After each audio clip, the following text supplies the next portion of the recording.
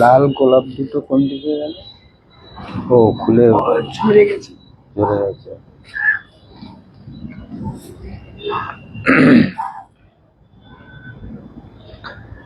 ও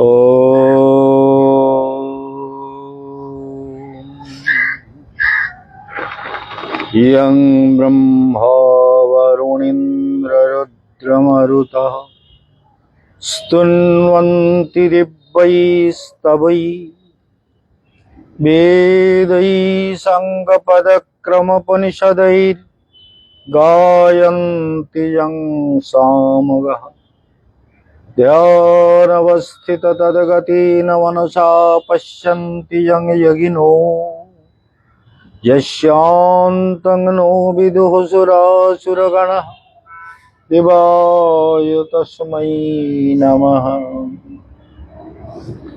सर्वाग्रे परमाराध्य गुरुदेव नित्यलीला प्रविष्ट भक्ति हृदय गोस्वामी महाराजेर चरण कमल वंदना करे तार आशीर्वाद प्रार्थना करी। अमर कथार श्रोता एसके बन महाराज फेसबुकेर श्रोता एवं यूट्यूब भक्ति योगाश्रम ट्रास्ट के सबस्क्राइब करे जारा এই সব অনুষ্ঠান দেখছেন এবং দূর দূরান্তের সমস্ত বৈষ্ণব ভক্তমণ্ডলীকে জানাই হার্দিক অভিবাদন। গতকাল শুনছিলেন এমন একটা শব্দ, জ্ঞান, বৈরাগ্য আর ভক্তি। জ্ঞান মানব জীবনের সবথেকে বড় সম্পত্তি। জ্ঞান বিভিন্ন রকমের জ্ঞান হয় জগতে, জড় জ্ঞান তো অনেক রকম হতেই পারে। বাচ্চাদের আজকাল যেমন প্রায় পরীক্ষা হচ্ছে, জ্ঞান লাভের জন্য চেষ্টা করা হচ্ছে। মুসলমান মাদ্রাসাতে জ্ঞান দেওয়ার চেষ্টা করছে, কিন্তু জ্ঞানের ক্রমটা বড় বিচিত্র। মানে জ্ঞানটা এমনই একটা অবস্থায় পৌঁছাচ্ছে যে সবাই মনে রাখবেন যে জ্ঞান ব্যতীত শান্তি লাভ হয় না, জ্ঞান ব্যতীত পূর্ণতা আসে না, জ্ঞান ব্যতীত আপনার ভক্তিতে দৃঢ়তা আসে না, মানে বৈরাগ্য আসে না। ভগবানকে যখন জানবেন, ঠিক মতো জ্ঞান হবে, তখন ভগবানকে স্বতঃসিদ্ধভাবে হৃদয়ে ভালোবাসবে। স্বতঃসিদ্ধভাবে কেউ বলে দিল, মন্দিরে গেলাম, দরকার মতো ভক্তি করলাম, দরকার মিটে গেল, আর ভক্তি করলাম না। ভগবানকে প্রয়োজনে প্রণাম করলাম, না হলে করলাম না। কিংবা ভগবানকে প্রার্থনা করলাম সময় মতো, অন্য সময় আর করলাম না, ভুলে গেলাম। এই জন্য প্রহ্লাদ মহারাজ বলছেন যে জীবের ধর্মই হচ্ছে স্মর্তব্য সততম বিষ্ণু। একটাই বিধি, একটাই নিয়ম, সেটা হচ্ছে নিয়ম একটাই, যে সততম বিষ্ণু স্মরণম। সতত মানে নিরন্তর বিষ্ণুকে, ভগবানকে স্মরণ করো। এটা জীবনের প্রথম কাজ। বিস্মর্তব্য নো জাতুচিত। নিষেধ কি? বলে কখনো ভুলে যেও না, মনে রাখো যে আমি খেতে বসে ধ্যান করব, ঘুমোতে গিয়ে ধ্যান করব, বিছানায় শুয়ে ধ্যান করব, ওঠার সময় ধ্যান করব।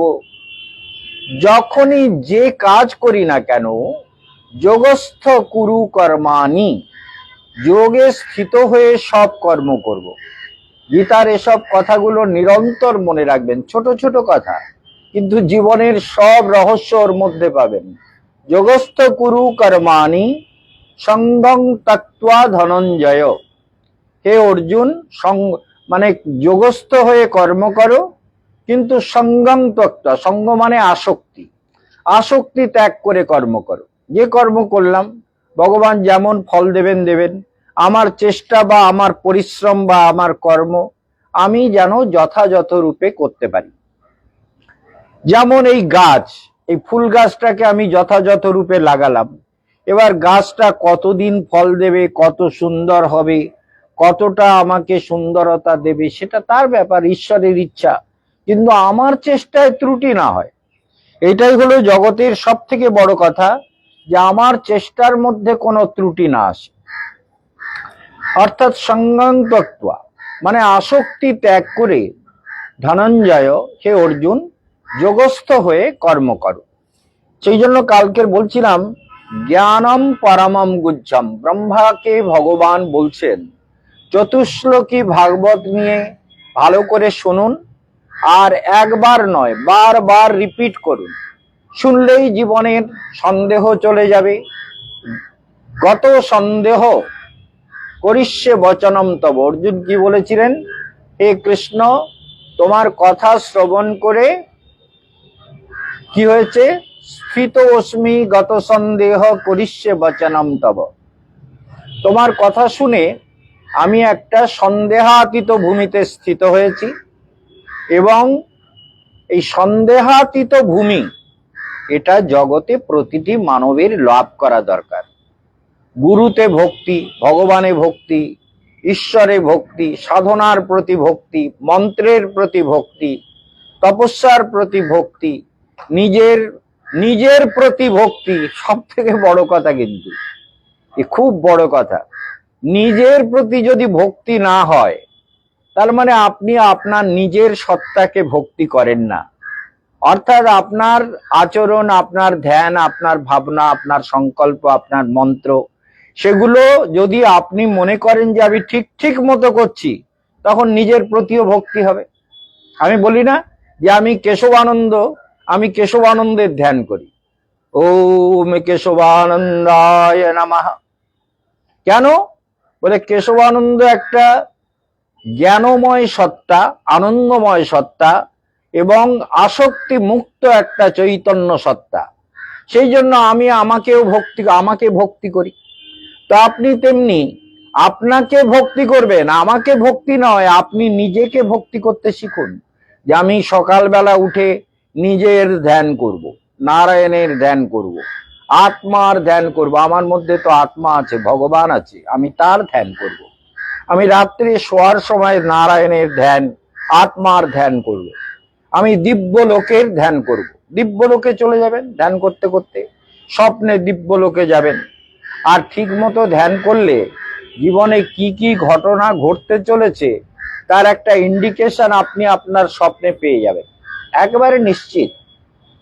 এই জন্য আপনার এই স্বপ্নের মধ্যে পাওয়া ইন্ডিকেশন অনুযায়ী দেখবেন আপনার জীবনের সব ঘটনা ঘটে যাচ্ছে। সেই জন্য এই জীবনটা কখনোই সত্যের সাধনা থেকে বিচলিত না হয়। সেই জন্য জ্ঞানং পরমম গুহ্যম, যে জ্ঞান লাভ করবেন সেটা পরম জ্ঞান।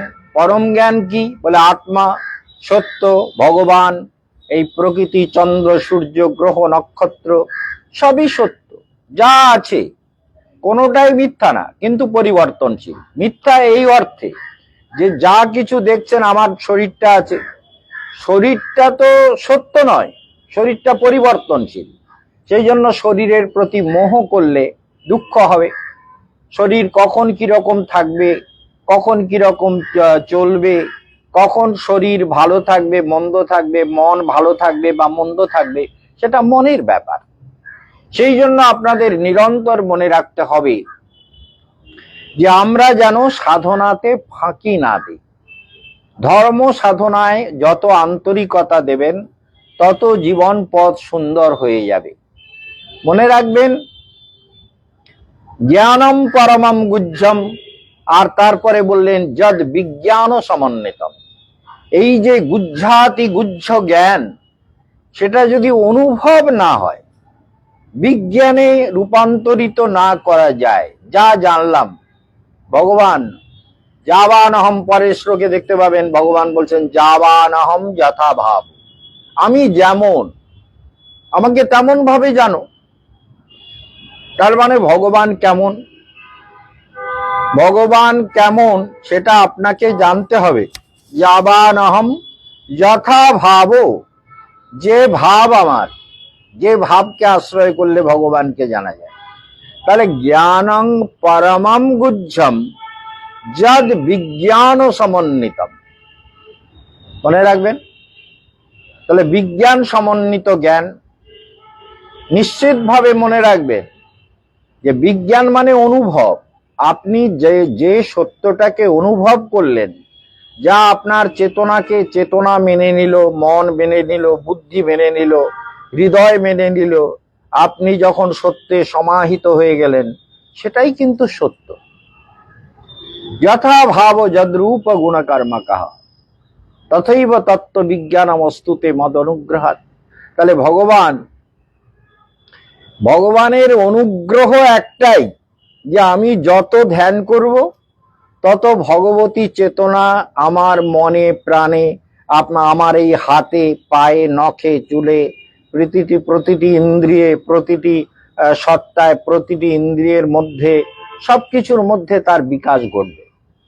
আর সেই বিকাশে রেকি পাওয়ার তৈরি হতে পারে। হাত বুলিয়ে দিলে রোগ সারতে পারে, রোগ সেরে যায়। এই যে রেকি, হাতে পাওয়ারটা এসে যায়, কারণ এটা তো ঈশ্বরের। এই হাতটা ভালো করে খেয়াল করবেন, এই যে হাতটা না, এটা তো ঈশ্বরের দেওয়া হাত। এতে এত পাওয়ার আছে যে সেই পাওয়ারটাকে আপনি আমি সবাই কাজে লাগাতে পারি। একটা লোকের খুব কষ্ট হচ্ছে, তোমার হাত বুলিয়ে দিলে ভালো লাগে। বুকে ব্যথা করছে, হাত বুলিয়ে দিই। মাথায় ব্যথা করছে, হাত বুলিয়ে দিলাম। চোখে ব্যথা করছে, হাত বুলিয়ে দিলাম। কানে ব্যথা করছে, হাত বুলিয়ে দিলাম। তাহলে হাত বুলিয়ে দিলে ভালো লাগে কেন? বলে হাতে একটা পাওয়ার আছে, একদম ঈশ্বরের দেওয়ার পাওয়ার সবার হাতে আছে। যে যতটা সেটা বিশ্বাস করে, এই বিশ্বাসটা কিন্তু খুব বড় কথা। বিশ্বাস, শ্রদ্ধা শব্দেতে কহে সুদৃঢ় নিশ্চয়। চরিতামৃতের একটা অদ্ভুত শব্দ, শ্রদ্ধা শব্দেতে কহে সুদৃঢ় নিশ্চয়। কৃষ্ণে ভক্তি কইলে সর্বকর্ম কৃত হয়। যদি এই নিশ্চয় বুদ্ধিটা আসে যে কৃষ্ণে ভক্তি কইলে সর্বকর্ম কৃত হয়, কৃষ্ণের চরণে ভক্তি করলে সব কর্ম সফল হয়, এই বিশ্বাস যদি এসে যায়, তাহলে আর চিন্তা নেই। শ্রদ্ধা শব্দেতে কহে সুদৃঢ় নিশ্চয়, কৃষ্ণে ভক্তি কইলে সর্বকর্ম কৃত হয়। অদ্ভুত ব্যাপার। তাহলে বিশ্বাস যদি এসে যায় যে আমি ভগবানকে ধ্যান করে, মন্ত্র জপ করে, ভগবানের গুরুদেব আমাকে যে মন্ত্র দিয়েছেন, সেই দীক্ষার মন্ত্র আমি জপ করেছি, ভগবান আমাকে দেখছেন, আমি ভগবান আমার মধ্যে ভগবতী সত্তা কাজ করছে, আমার মন্ত্রের মধ্যে ভগবান। মন্ত্র তো সাক্ষাৎ মননাৎ ত্রায়তে, যাহা মনন করলে জীবকে ত্রাণ করে, উদ্ধার করে, মুক্ত করে দেয়, তাকে মন্ত্র বলে।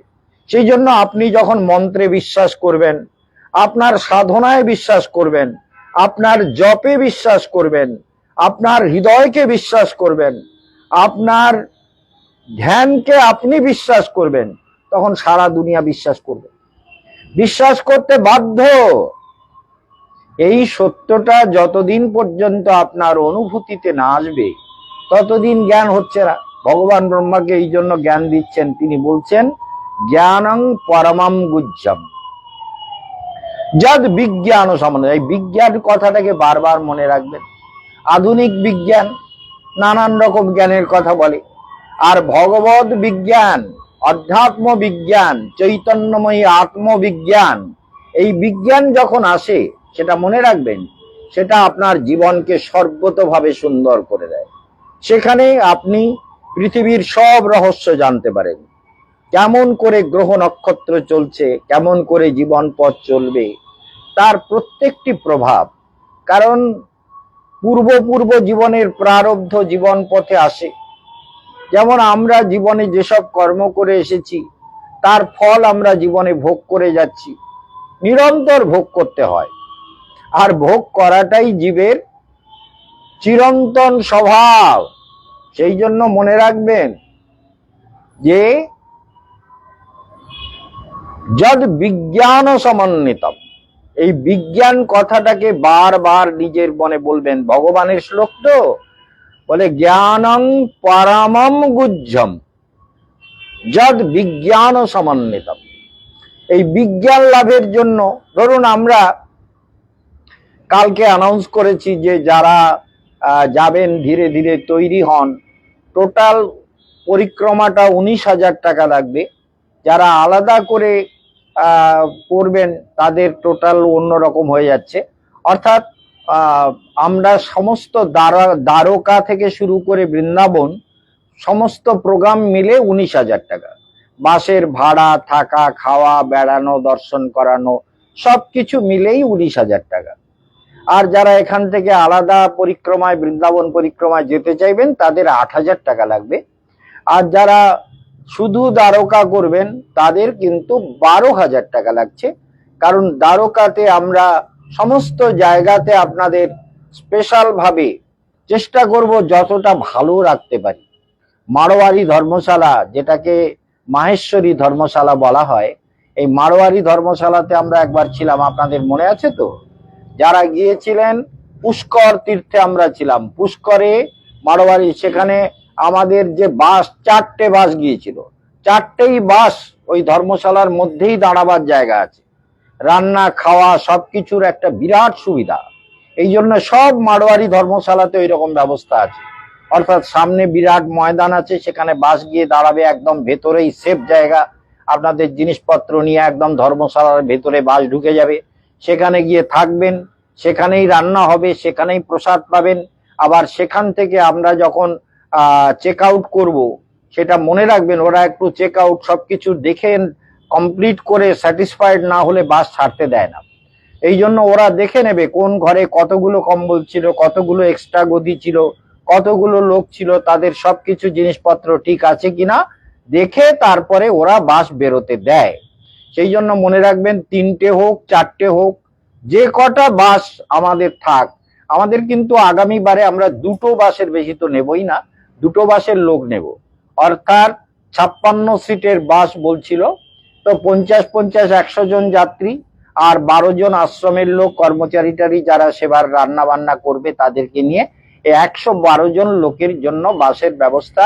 আমরা দ্বারকা পর্যন্ত ট্রেনে যাব, দ্বারকার থেকে বাস ঘোরাবে সব জায়গায়, একদম আমেদাবাদ, গান্ধীধাম, তারপরে আমাদের সুদামা পুরী, তারপরে পোরবন্দর, তারপরে দ্বারকা ধাম, দ্বারকার যে সোমনাথ, ভলকা তীর্থ, প্রভাস তীর্থ, কৃষ্ণ যে বৃক্ষতলা থেকে দেহত্যাগ করে দিব্য রথে চলে গিয়েছিলেন, সব জায়গা, এবং পোরবন্দরের বিভিন্ন দর্শনীয় স্থান, এছাড়া আবার সমুদ্র তট, সি বিচ, তারপর সানসেটের যে অপূর্ব দৃশ্য, সেগুলো সব আপনারা দেখতে পাবেন। এবারে পরিক্রমা যেহেতু ওখানে বাসে করে ঘোরানো হবে, সেহেতু আপনারা এগুলো দর্শন করবার এক বিরাট মনোরম ব্যাপার পাবেন। এবং সেটা সম্পূর্ণ বাস কোম্পানির সঙ্গে কথা হয়ে গেছে, তারা একদম গির ফরেস্টও দেখানো হবে, ওখানে বাস গিয়ে দাঁড়াবে, ওখানে আপনাদের খাইয়ে দেবো। গির ফরেস্টে ঢোকার জন্য 2 ঘন্টা টাইম দেবো, 2 ঘন্টার মধ্যে ঘুরে চলে আসবেন বাসে। আবার বাস নিয়ে আমরা সোজা চলে যাব আমেদাবাদ। তার মানে আমরা ফেরার সময় যাব গির ফরেস্টে, ফেরার সময় যেরকম সব ব্যবস্থা ওদের দায়িত্ব দেওয়া হচ্ছে, ওরা বলছে আমাদের দায়িত্ব, ওরাই লিস্ট করে পাঠাচ্ছে এইসব দর্শনীয় স্থানগুলো, মহারাজ আমরা আপনাদের এই প্লেসগুলো আপনাদের দেখিয়ে দেব। সেই জন্য মনে রাখবেন এই তীর্থযাত্রা কি, তীর্থযাত্রা এটা যদি জ্ঞানের মধ্যে হয়, ধ্যানের মধ্যে হয়, মহারাজের কথা মতো হয়, তাহলে আপনার যাত্রা সফল হবে। আর যদি আপনি যাত্রাকালে দুনিয়ার চিন্তা, উদ্বেগ, অশান্তি, কষ্ট এসব ভাবেন, তাহলে মহারাজের সঙ্গে যাত্রা করে লাভ নেই। তো নিজে নিজে ঘুরতে পারেন, নিজে নিজে ঘুরলেন, নিজে নিজে দেখলেন, নিজে নিজে বেড়ালেন, নিজের মতো থাকলেন, তো সেসব তো হয়তো বেশি খরচ হবে। আর মানুষের আরেকটা হ্যাবিট হচ্ছে, নিজে খরচ করলে গায়ে লাগে না, কাউকে টাকা দিতে গেলেই গায়ে লাগে, এত টাকা দেব। তো সেই জন্য ওই জন্য মনে রাখবেন, ওই কুলি ভাড়া কিংবা ঘোড়ার গাড়ি কিংবা ওই ফরেস্টে ঢোকার যে টিকিট, সেসবগুলো কিন্তু যাত্রীদের বহন করতে হবে। সেই জন্য সেগুলো আপনাদের। আর এই বাস একদম ধর্মশালায় নিয়ে যাবে, এই জন্য আপনাকে ওইসব জায়গাতে এবং ওই যে বাস নিয়ে একদম স্টেশনে ছেড়ে দেবে, এইসব জায়গাতে আপনার কোনো খরচ হবে না। কারণ এগুলো বাস হলে একদম যে ধর্মশালায় থাকবো সেগুলো বড় বড় ধর্মশালা, মারোয়ারি ধর্মশালা মাহেশ্বরীদের, সেই জন্য সেখানে বাস ভেতরে থাকবে। বাসে উঠে গেলেন সোজা গিয়ে স্টেশনে ছেড়ে দেবে, কিংবা যেখানে যেখানে যাবেন বাস সেখানে পৌঁছে যাবে। তবে যেমন পোরবন্দরে দেখতে গেলে আপনাকে পোরবন্দরে একটু রিক্সা টিক্সা করে যেতে হবে, কিংবা স্টেশন থেকে বাসে উঠতে গেলে আপনাকে স্টেশন থেকে হয়তো কুলি করতে হবে, সেগুলো আপনাদের খরচ আপনাদের বহন করতে হবে। যে হ্যাঁ ট্রেনের এসি ভাড়া নিজেরা, এসির তো আমরা রিজার্ভেশন টিকিট কাটবো, এসি যারা টিকিট কাটবেন এসির ভাড়াটা আমরা লিখে দিয়েছি, লিখে দেব, তারা আপনারা এসির চার্জ আলাদা দিতে হবে, এসি 3 বা 2 যাতে যাবেন। আর আমরা যেহেতু মানে একদম স্টার্টিং পয়েন্ট থেকে টিকিট কাটবো, আবার ওখান থেকেও স্টার্টিং পয়েন্ট থেকে টিকিট কাটবো, সেই জন্য আমাদের এই ব্যাপারগুলো টিকিট করতে খুব একটা অসুবিধা হবে না বলে মনে করছি। আর যেহেতু শালিমার থেকে যাত্রা, সেই জন্য আমাদের প্রোগ্রামটাকে সেইভাবে আগের থেকে আমাদের লোকজন দিয়ে সাজাতে হবে, সেগুলো করা হবে। তাহলে আপনাদের মনে রাখতে হবে যে জ্ঞানং পরমম গুহ্যম, এই শব্দগুলো মনে রাখবেন, কিন্তু মুখস্থ করে নেবেন যে ভগবান ব্রহ্মাকে বলছেন জ্ঞানং পরমম গুহ্যম যদ বিজ্ঞান সমন্বিতম। জ্ঞানটা যদি সাধনার উপলব্ধির দ্বারা সমৃদ্ধ না হয় তাহলে জ্ঞান বৃথা হয়ে যায়, ভুলে যাবেন। আর জ্ঞানময় কোষ যদি খুলে যায়, জ্ঞানময় কোষ খুলে যাওয়া মানে বিজ্ঞান একদম অনুভব হয়ে গেল, দিব্য। যেমন নচিকেতা যমরাজকে বলেছিলেন, যমরাজ যখন বলছেন যে তুমি আমার বাড়িতে এসে, এই পুরা উপনিষদে এইসব গল্পগুলো দিয়েছে কেন বলুন তো? কট উপনিষদের বিশেষ কাহিনী। কট উপনিষদে বলছেন নচিকেতা কি করেছিলেন জানেন তো? বাবা দান করছিলেন, গরু দান করছিলেন, তো সব বুড়ো বুড়ো গাই দান করছেন। আর নচিকেতা দেখে বলছে এগুলো তো ঠিক না, আমি তো গুরুগৃহে যে বিদ্যাভ্যাস করছি, মন্ত্র অভ্যাস করছি, বেদ পড়ছি, উপনিষদ পড়ছি, বেদের মন্ত্র অধ্যয়ন করছি, গুরু সেবা করছি, সেখানে বলছেন দান তো ভালো জিনিস দেওয়া উচিত। তাহলে বাবা এইসব গাই দান করছেন, বাবাকে যে মাঝে মাঝে, বাবা আমাকে কাউকে দান করবা না, এই দান করবে, বাস তোর মার কাছে যা, বাড়ি যা, ঘরে যা, ঘরে যা। আবার খানিকক্ষণ পরে গিয়ে, ও বাবা আমাকে দান করবা না, মাঝে মাঝেই গিয়ে বলে বাবা আমাকে দান করবা না। বাবা দান করছে সংকল্প করে, শুভ দিন থেকে অনেক কিছু দান করছে। এখন নচিকেতা বলে আমাকে দান করবা না, প্রিয় বস্তু তো দান করতে হয়, তা আমি তো তোমার প্রিয়, আমাকে দান করবা না? তেরি বোকা ছেলে, যা তোরে জমকে দিলাম। বলে জমকে? যাই সোজা, নচিকেতার বিশ্বাস বাবা যখন জমকে দিয়েছে জমের বাড়িতেই যাও, সোজা যমরাজের বাড়ি গিয়ে হাজির। গিয়ে বলছে যমরাজ কোথায়? বলে যমরাজ বাড়ি নেই। বলে বাড়ি নেই? তাহলে আমি এইখানে বসে থাকি। যমরাজ বলে তাহলে তুমি খাওয়া দাওয়া করো, বিশ্রাম করো, জল টল খাও। বলে না না, আমার বাবা আমাকে যমরাজের সেবায় দিয়েছে, সেবা না করে আমি কিচ্ছু খাবো না, যমরাজ আসুক তার সেবা করব তারপরে। এইবার 3 দিন পরে ও 3 দিন না খেয়ে ওইবার বসে আছে একদম বাড়ির সামনে পদ্মাসনে ধ্যান মগ্ন, একদম নচিকেতা বসে আছে। ওরে বাপরে, ব্রাহ্মণ কুমার তেজস্বী, ব্রাহ্মণের প্রকৃত গুণ তার মধ্যে দীপ্ত, শরীরে কান্তি, প্রসন্নতা, একদম ধ্যান মগ্ন নচিকেতা বসে আছে।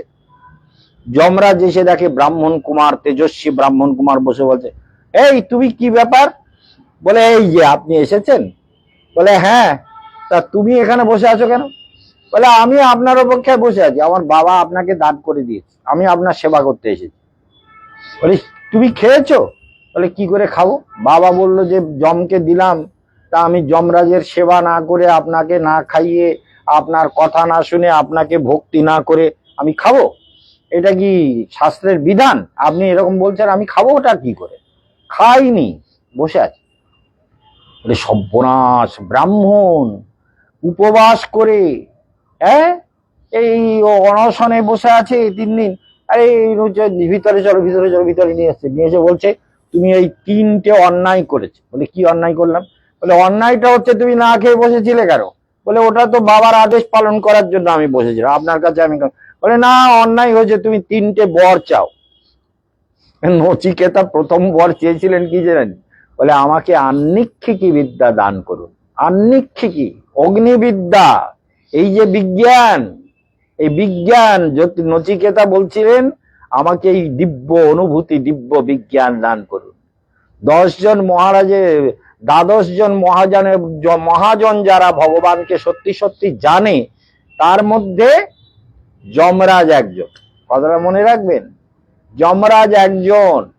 সেই জন্য যমরাজকে বলছেন আমাকে অগ্নিবিদ্যা দান করুন। সর্বনাশ, এ তো সাংঘাতিক ছেলে রে বাবা, অগ্নিবিদ্যা তোমায় দিতে হবে? ঠিক আছে, এই অপরাধ স্খলনের জন্য আমি তোমাকে অগ্নিবিদ্যা দান করছি, আশীর্বাদ করলেন। অগ্নিবিদ্যা দিয়েছিলেন, মনে রাখবেন। এই জন্য যদ বিজ্ঞান সমন্বিতম, এই বিজ্ঞান নচিকেতা তাহলে অগ্নিবিদ্যা লাভ করে। তাহলে আমাদেরও অগ্নিবিদ্যা আছে না? আমাদের এই আনন্দময় কোষের উপরে আছে, মানে কি আছে? বিজ্ঞানময় কোষ, অগ্নিবিদ্যা। মানে বিজ্ঞানময় কোষটা এরকম ঢাকা থাকে। উপনিষদ বলছে যখন ধ্যান করি আমরা, এটা এরকম খুলে যায়, এটা এরকম ঢাকা আছে। ধরুন সত্যস্য অপিহিতম মুখম, মানে সত্যের মুখটা এরকম ঢাকা। যেই ধ্যান করি আমরা, গভীর ধ্যান করি, মন্ত্র জপ করি, সত্যকে জানতে পারি, সত্যের উপাসনা করি, তখন ওই ঢাকনাটা ধীরে ধীরে ধীরে ধীরে উল্টে যায়, গিয়ে অগ্নি, জ্ঞানাগ্নি, তখন জ্ঞানাগ্নি জাগ্রত হয়। আর জ্ঞানাগ্নি দহতে সর্বকার্বাকাহ, জ্ঞান অগ্নি সমস্ত কর্মকে দহন করে। তাহলে যারা ভাগ্য বিচার করতে আসবেন তারা সকাল বিকেল 2 টাইমই চলে আসতে পারেন, বা অনলাইনে বিচার করাতে পারেন। অনলাইনে বিচার চলছে, সবাইকে অনলাইনে বিচার করতে পারেন। যারা এই পুরনো ছক বিচার করবেন তারাও অনলাইনে করতে পারেন, পাঠিয়ে দিয়ে 300 টাকা পাঠিয়ে দিতে হয়, আমরা ফোনে বলে দেবো। আর যারা ভাগ্য বিচার করবেন তাদের 900 টাকা লাগবে, এবং পাঠাতে গেলে 100 টাকা লাগবে। আর যদি নিজে ওখান থেকে বের করে নিতে পারেন, আমরা হোয়াটসঅ্যাপে পাঠিয়ে দেবো। প্রশ্ন করলে সব প্রশ্নের উত্তর দিয়ে দেবো। এইরূপ বিচার চলছে, সেটা আপনারা পেয়ে যাবেন। এবং কুষ্টি যারা করাতে চান, কুষ্টি 5000 টাকা লাগে। আমাদের সেদিন অঞ্জনা সাধুকা কুষ্টি করতে দিয়ে গেছে, তার কুষ্টি কমপ্লিট হয়ে গেছে, ওরাও আসবে। যারা যারা ভাগ্য বিচার করাবেন, সবার জীবন কল্যাণময় হোক, সবাই ভগবানের উপাসনা করুন। এবং আগামী বছর যারা আমাদের সঙ্গে যাত্রা করবেন, তারা এখন থেকে নিজেরা মেন্টালি প্রিপেয়ার্ড হয়ে যান যে মহারাজের সঙ্গে সব জায়গায় গিয়ে হরিকথা শুনবো এবং বৃন্দাবন পরিক্রমা করব। সবার কল্যাণ হোক। এখানে ওম শান্তি।